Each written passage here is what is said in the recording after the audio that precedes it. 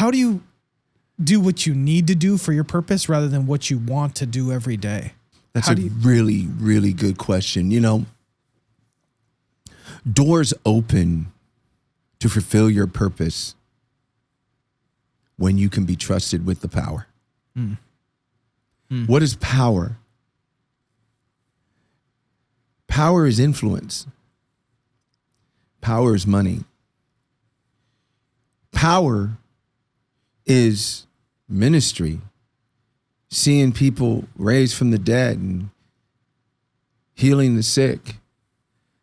It's very easy to become arrogant, prideful, because God is not a respecter of persons, and he will never, ever take away your giftings that you have been given. But then who are you using it for? It can be perverted and be used for the other side, or it could be used for his glory. And what I've noticed in my life is that the platforms were not opening up for me until I started learning some things, started being intent in my obedience. There's a term called deliberate disobedience. And I remember one day I was sleeping and I was acting stupid, okay? And I knew I was acting stupid. And God talks to me in my sleep. And again, he does talk, okay? It's a dialogue, not a monologue. He is alive and he's not dead, okay? And he talks to me all the time. But he talked to me in my sleep.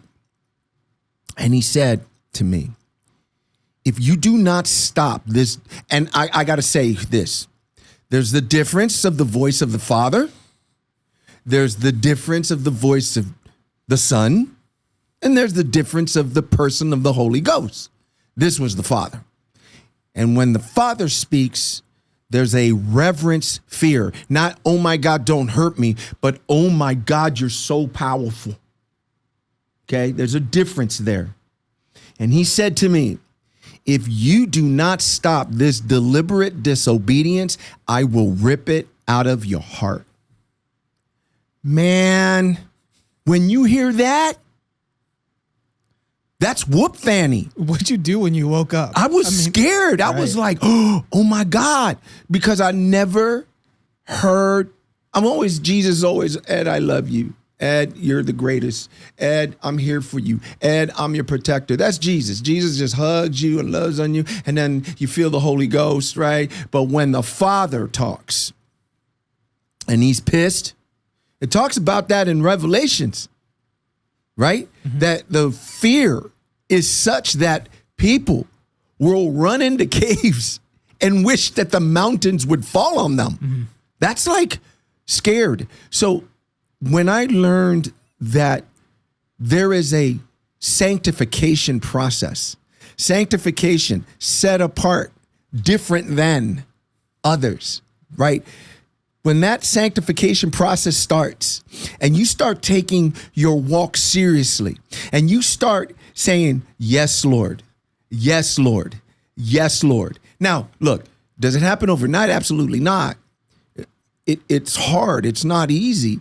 Especially like things are getting worse and worse and worse. But when I found that, I started realizing God started giving me more influence, giving me more money, and money is influence, opening doors for me.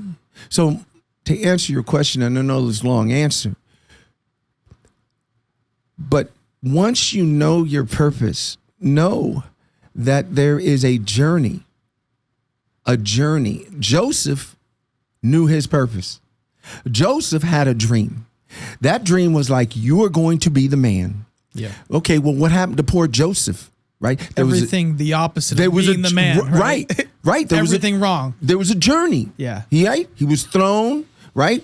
His brother sold him. His dad thought he was dead. He was, accused of rape. 14 years.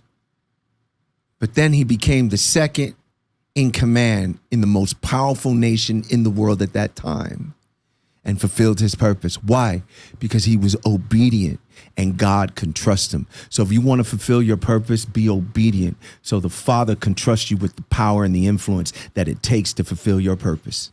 And read the story of Joseph. It's an amazing story. Yes, in the sir. Bible.